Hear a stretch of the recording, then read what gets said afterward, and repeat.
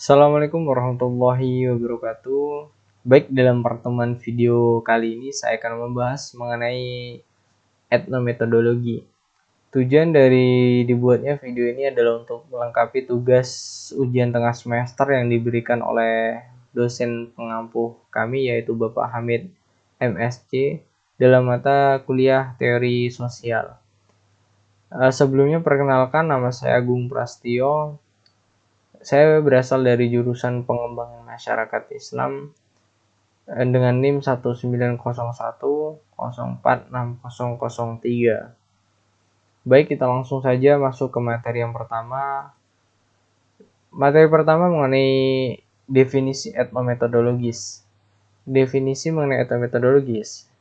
Ini kita harus tahu dulu asal kata dari etnometodologis. Asal kata etimologis ini berasal dari bahasa Yunani, yaitu yang pertama itu bagiannya ethos. Ethos itu adalah orang, kemudian metodas adalah metode, kemudian logos itu adalah ilmu. Nah, dari pengertian ini secara harfiah,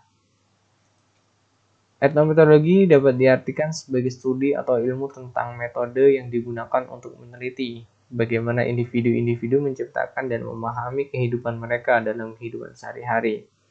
Seperti memahami bagaimana mereka menyelesaikan pekerjaan dalam kehidupan sehari-hari. Itu dikaji dalam etnometodologi. Jadi seperti itu, teman-teman.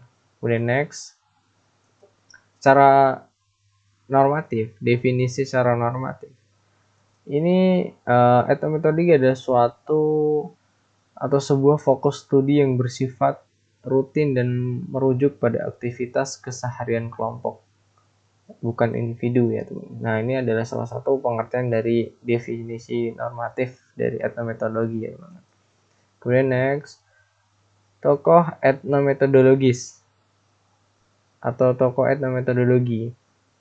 Nah, di sini saya sudah menjabarkan 3 tokoh etnometodologis teman-teman. Yang pertama adalah Harold Grenville, kemudian Zimmerman, yang kedua Atkinson. Yang pertama adalah Harold Grenville. Tokoh ini adalah salah satu pencipta atau dari pendekatan teori etnometodologi, teman-teman. Nah, salah satu menggagas teori etnometodologi adalah penciptanya adalah ini Grenville ya teman-teman, Harold Grenville, di mana beliau menciptakan atau melakukan pendekatan yang dinamakan etnometodologi. Ini terciptanya pada tahun 1940. Yang kemudian beliau beberapa tahun setelahnya membuat sebuah buku yang bernama Student in Ethnomethodology. Nah, setelah adanya lahirnya buku etnometodologi atau Study in Ethnomethodology ini, teori-teori etnometodologi ini semakin sistematis, teman-teman. Jadi seperti itu. Kemudian yang kedua, ini adalah salah satu tokoh yang banyak menyumbangkan gagasan atau pendapatnya dalam etnometodologi. Dia adalah Zimmerman. Nah, Zimmerman ini merupakan salah satu tokoh etnometodologi juga, teman-teman. Dia juga dalam satu pendapatnya mengatakan bahasanya atau mengasumsikan bahasanya etnometodologi adalah suatu hal yang mencangkup sejumlah penyelidikan yang kurang lebih berbeda dengan kadang-kalanya saling bertentangan, berbeda dan saling bertentangan, teman-teman. Seperti itu. Kemudian yang ketiga, ini Atkinson. Atkinson ini juga salah satu tokoh dari etnometodologi. Namun dalam Atkinson ini sedikit agak berbeda sendiri pendapatnya ya mungkin. Karena beliau lebih seperti menganalisis ada yang salah atau tidak dalam etnometodologis. Salah satu pendapatnya adalah dia menyatakan bahwasanya beberapa etnometodologis mengalami penyimpangan terlalu jauh dari premis-premis yang melandasi pendekatan ini. Nah, itu adalah salah satu pendapat dari 3 tokoh ini, teman-teman. Kemudian next. Nah, dalam metodologi tentunya memiliki pembeda ya antara pendekatan yang lain. Nah, kita harus ketahui nih apa perbedaan dari etnometodologi dan pendekatan yang lain itu apa sih perbedaannya. Akan saya jelaskan. Pendekatan etnometodologis ini adalah pendekatan asumsi, teori, proporsi, dan kategori mengenai fenomena yang dikaji.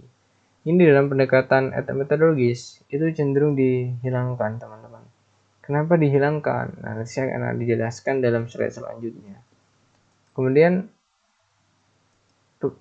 pendekatan yang lain ini cenderung berbeda dengan teori metodologis, karena pendekatan yang lain ini fokusnya lebih pada menitik beratkan asumsi terlebih dahulu, kemudian teori, proporsi, kategori mana fenomena dikaji.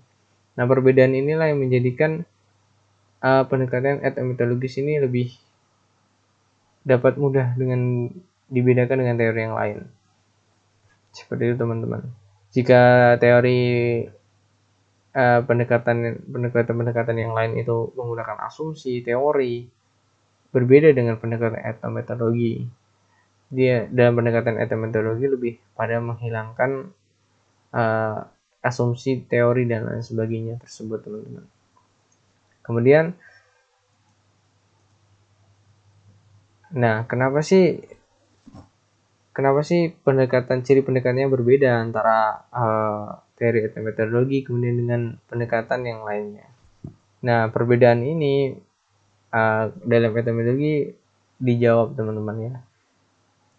Dalam metodologi, pendekatan yang cenderung sebelumnya berbekal pada asumsi, kemudian teori, ini dianggap dapat membelenggu kebebasan peneliti dalam memahami fenomena yang sedang dikaji, teman-teman. Jadi dalam metodologi kan pendekatannya sangat berbeda dengan pendekatan-pendekatan yang lainnya yang cenderung menggunakan asumsi. Nah, dalam teori ini lebih ditekankan kepada hal-hal yang tidak menggunakan asumsi atau teori, teman-teman. Jadi peneliti diharapkan tidak berbekal hal-hal tersebut karena dapat membelenggu kebebasannya dalam meneliti dan memahami fenomena yang dikaji, teman-teman. Jadi seperti itu. Next.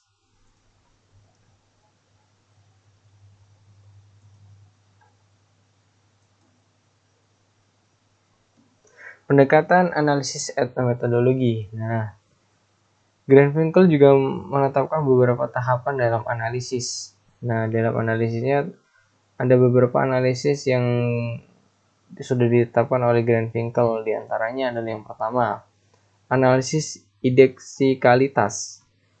Analisis indeksikalitas adalah tahap di mana ini berfokus pada bagaimana mencari dan memahami masyarakat. Kemudian setelah adanya analisis indeksikalitas, ini lanjut lagi ke analisis refleksivitas. Analisis refleksivitas adalah sebuah penelitian. Peneliti melakukan pengamatan dan menemukan ekspresi indeksikalitas. Maka kemudian dilanjutkan menelaah refleksivitas dari ekspresi tersebut. Nah, itu adalah analisis refleksivitas, teman-teman. Kemudian lanjut analisis kontekstual. Nah, dalam analisis kontekstual atau bisa dibilang tahap ketiga ini, etnometodologi dalam penelitian ini adalah mengungkapkan aktivitas keseharian yang bersifat praktis, teman-teman, untuk kemudian dapat dilaporkan dan dikenali, teman-teman. Jadi seperti itu. Itu adalah analisis kontekstual. Kemudian keempat adalah penyajian common sense knowledge of social structure, di mana peneliti bermuara pada pembahasan pola struktur sosial. Nah, ini dalam etnometodologi analisis ini sangat diperlukan. 4 analisis ini sangat penting sekali dalam menggunakan pendekatan etnometodologis, teman-teman. Jadi seperti itu. Kemudian jenis dan konsep dan jenis etnometodologis, ya, teman-teman.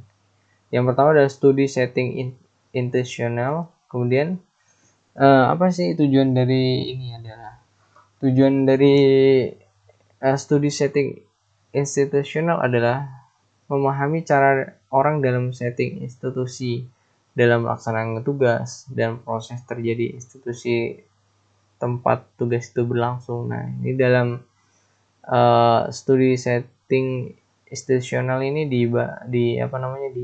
sangat dianalisis di dalamnya tersebut mengenai hal tersebut, teman-teman. Kemudian yang kedua adalah analisis percakapan. Tujuan dari analisis percakapan adalah untuk memahami secara rinci struktur fundamental interaksi melalui percakapan. Nah, percakapan dalam penelitian dalam etnometodologi kan lebih difokuskan kepada bagaimana kita berbicara kemudian mengolah data hasil percakapan. Nah, maka dari itu analisis percakapan sangat penting sekali dalam etnometodologi, teman-teman. Nah, prinsip dasar analisis percakapan.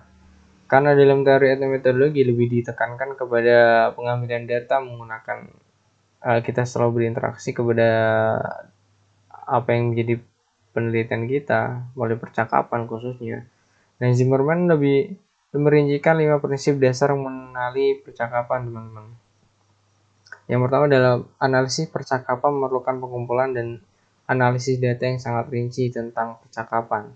Data ini tak hanya terdiri dari kata-kata tapi juga meliputi keraguan, ganduh, tersendu-sendu, tertawa, berpantun, dan sebagainya.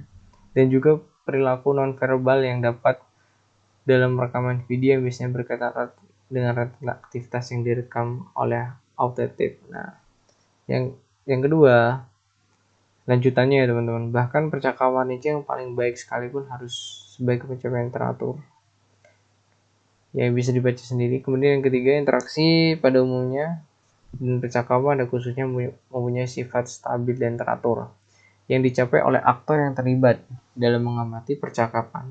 Pakar etnometodologis memperlakukannya seolah otonom, terpisah dari proses kesadaran aktor dan konteks lebih luas di percakapan itu berlangsung.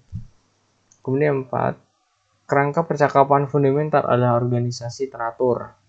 Yang kelima, rangkaian interaksi percakapan dikelola atas dasar tempat atau bergiliran. Jadi seperti itu adalah salah satu prinsip dasar analisis percakapan yang diungkapkan oleh Zimmerman, teman-teman. Jadi bisa dipahami dan dibaca. Nah, etnometodologi tentunya memiliki kelebihan dan kekurangan, teman-teman. Untuk lebih jelasnya saya akan menjelaskan dalam slide selanjutnya. Nah, kelebihan etnometodologi tentunya memiliki kelebihan ya, teman-teman. Dalam pendekatan etnometodologi ini lebih memiliki kelebihan dalam mengungkapkan informasi atau isi hati orang secara mendalam. Kemudian juga etnometodologis dapat merekam perubahan-perubahan yang terjadi dan tidak harus menyadari diri pada ingatan partisipan. Terlebih dapat mempelajari perilaku verbal dan non-verbal dalam setiap individu. Nah, itu adalah kelebihan dari menggunakan pendekatan etnometodologis, teman-teman. Kemudian bagaimana kekurangan dari pendekatan etnometodologi? Penggunaan pada pendekatan etnometodologi ini tidak bisa efektif untuk meneliti sikap dalam ruang lingkup yang luas. Kemudian juga terfokus pada masalah-masalah yang sangat elementer. Jadi dalam penelitian etnometodologis, ini dalam meneliti sikap ini tidak bisa dalam jangkauan atau ruang lingkup yang luas, teman-teman. Hanya beberapa ruang lingkup kecil saja, teman-teman. Jadi seperti itu. Lebih efektif kalau misalkan digunakan dalam ruang yang lebih luas, ini dalam penggunaan etnometodologi ini kurang efektif, teman-teman. Jadi seperti itu. Kemudian etnometodologi juga telah kehilangan pandangan reflektivitas radikalnya dan etnometodologi menjurus pada pengetahuan yang ajaib. Nah, itu juga adalah kekurangan dari etnometodologi, teman-teman.